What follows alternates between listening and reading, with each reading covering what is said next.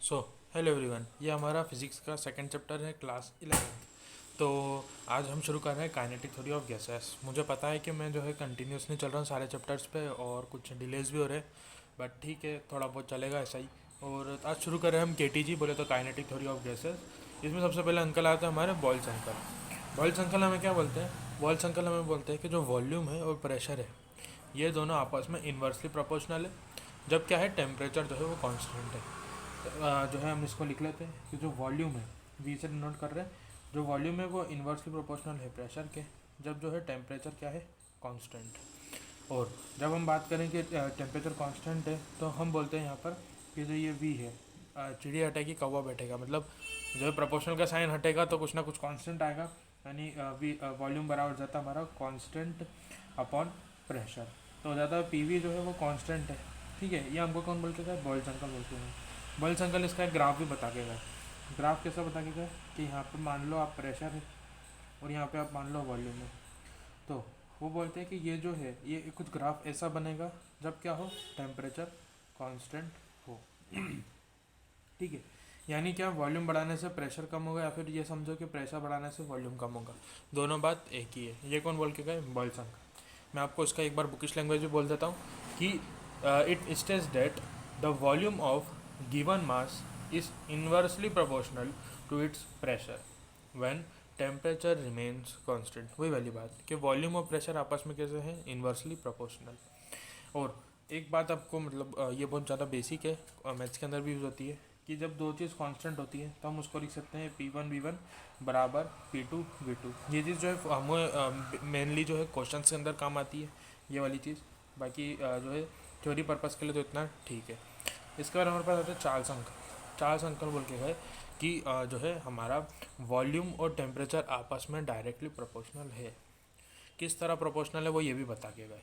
तो वो बता के गए कि कोई भी एक मास है, गिवन मास है, जो उसका वॉल्यूम है, जब वो इंक्रीज या डिक्रीज होगा 1/273.15, जब 1 डिग्री टेम्परेचर बढ़ेगा या कम होगा। क्या बोल के गए? देखो, सबसे पहले तो ये समझो कि वॉल्यूम जो है वो डायरेक्टली प्रोपोर्शनल है टेम्परेचर के, जब क्या है, प्रेशर जो है वो हमारा कांस्टेंट है। ठीक है, ये हमको कौन बोल के गए? हमारे चार्ल्स अंकल। ठीक है, हमने कैसे बोला कि जो वॉल्यूम है, जो हमारा वॉल्यूम है, जब हम टेम्परेचर बढ़ा रहे हैं, यानी हमने मान लिया कि जब टेम्परेचर बढ़ा रहे हैं तो तब वॉल्यूम हो जाएगा हमारा वी टी।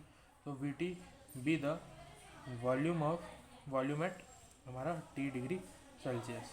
और हम मान लेते हैं कुछ V0, कोई जो है हमारा वॉल्यूम होगा जब जो है हमारा टेम्परेचर क्या हो जाएगा, 0 डिग्री हो जाएगा। ठीक है, तो अंकल बोल के गए कि जब टेम्परेचर बढ़ा होगे तो वो बराबर होगा, एक तो जो खुद का वॉल्यूम जो 0 डिग्री पे था, प्लस बढ़ेगा कैसे, कि जो 1/273.15 खुद के वॉल्यूम का इंटू जब टेम्परेचर बढ़ता रहेगा। यही क्या बोल के गए हमारे अंकल। और साफ साफ बोलूँ तो जो है हमारा volume is direct proportional to temperature, जब प्रेशर जो है हमारा कांस्टेंट है।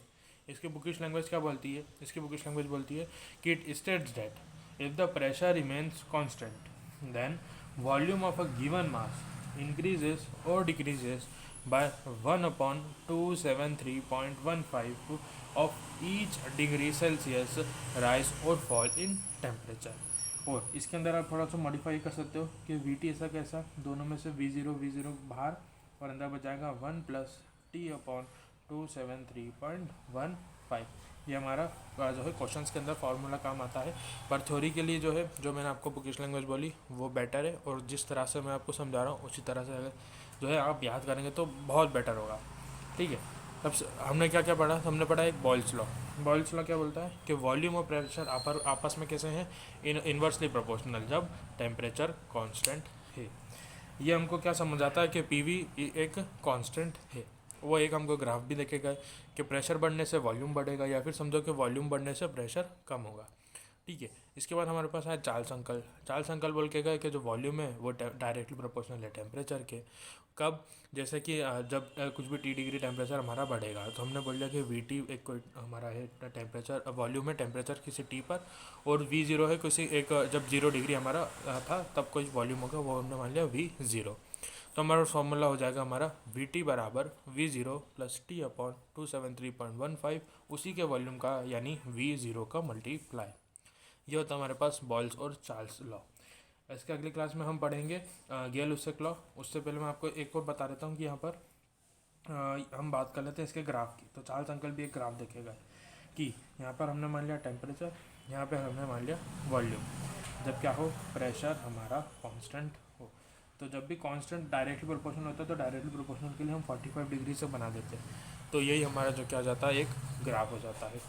और इसका जो हम न्यूमेरिकल के लिए याद रखें तो न्यूमेरिकल के लिए जैसे हमने यहाँ पर लिखा था P1 V1 बराबर P2 V2 होता है, जैसे यहाँ पर हो जाता है V1/T1 बराबर V2/T2। ऐसा हमारा किसी अगर दो के बीच में रिलेशन पूछ ले तो हम ये वाला फार्मूला लगाएंगे, और अगर VT पूछेंगे तो हम ये वाला फार्मूला लगाएंगे। तो नेक्स्ट क्लास में हम पढ़ेंगे गेल-लुसाक लॉ और हमारी परफेक्ट गैस इक्वेशन। मिलते हैं नेक्स्ट क्लास में। Thank you very much.